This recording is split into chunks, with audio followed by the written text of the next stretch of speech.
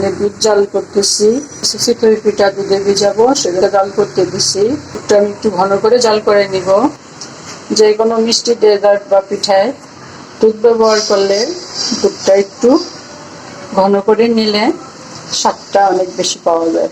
একটু ঘন করবো, আমি দুধটা নামিয়ে নিব। আসসালামু আলাইকুম, welcome back to my channel. সম্মানিত ভিউয়ার্স, আজ আমি তৈরি করব দুধ চিতই। আমার এখানে কিছু চিতই পিঠা আছে। আমি চিতই পিঠাগুলোকে দুধে ভিজাবো, সেজন্য আমি এখানে জাল করা ঘন দুধ নিচ্ছি। এখানে প্রায় 1 কেজি হবে জাল করা ঘন দুধ। আর এখানে আছে আমার খেজুরের গুড়। খেজুরের গুড়টাকে আমি জাল করে ঠান্ডা করে বয়ামে ভরে নিচ্ছি। এখান থেকে আমি গুড় ব্যবহার করব। পিঠাগুলাকে আমি একটু মাঝখানে কেটে নেব।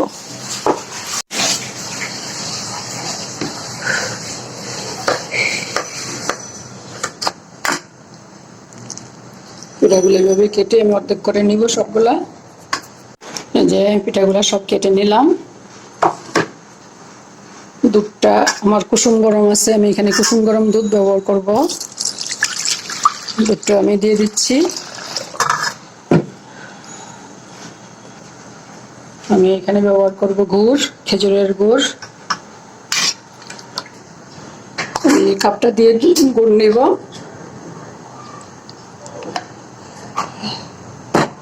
1 কাপ গুড় নিলাম, দেখি কতটুকু লাগে। দুধের সাথে গুড়টা মিশিয়ে নিচ্ছি।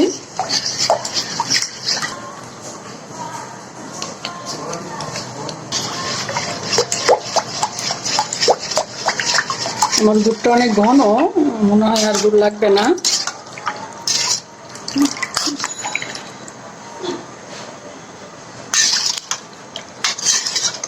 এখানে একটা টিপস আছে, সেটা হলো দুধটা যদি আমার আরো বেশি গরম থাকতো আর আমি যদি এই গরম দুধের মধ্যে যদি আমি গুড়টা দিয়ে দিতাম, তাহলে আমার দুধটা ফেটে যেত। দুধটা ফেটে যাবে, সেজন্য আমি দুধটাকে ঠান্ডা করে কুসুম গরম করে নিয়েছি, যে আমার আঙ্গুল সহ্য হচ্ছে। দুধটা বেশি গরম দেওয়া যাবে না, কুসুম গরম দিতে হবে, তা নাহলে গুড় দিলে দুধ ফেটে যাবে। আমি এখন এই পিঠাগুলো দিয়ে দিব।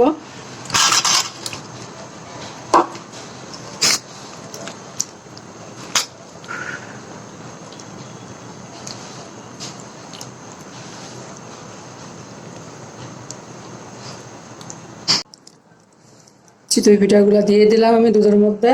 এখন আমি এই হাঁড়িটার মধ্যে ভরে নিব পিঠাটা। এখানে আমার সারা রাত থাকবে ফ্রিজে, সকালে ঠান্ডা হলে বের করব।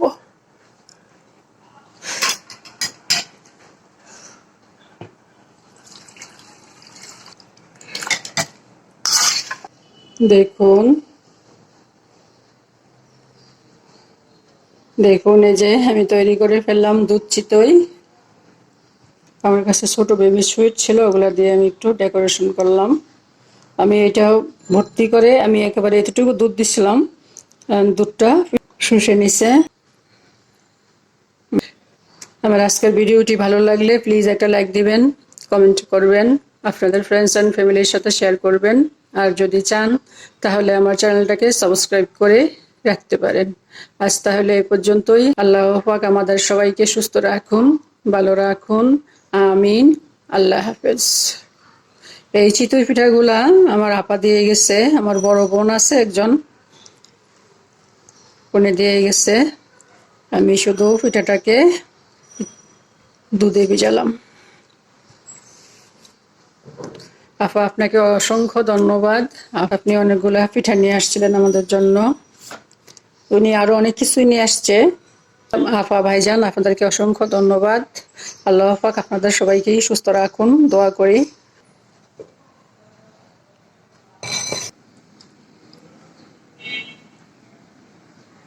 আমি এই গুড়টা নিয়ে একটু কথা বলি। এটা আমার খেজুরের গুড়। এই গুড়টা ভালো করে জাল করে ঠান্ডা করে আমি বয়ামে ভরে নিচ্ছি। এভাবে রাখলে গুড়টা সারা বছর ভালো থাকে। এই গুড়টা বাইরেই ভালো রাখা যায়, ফ্রিজে রাখা লাগে না।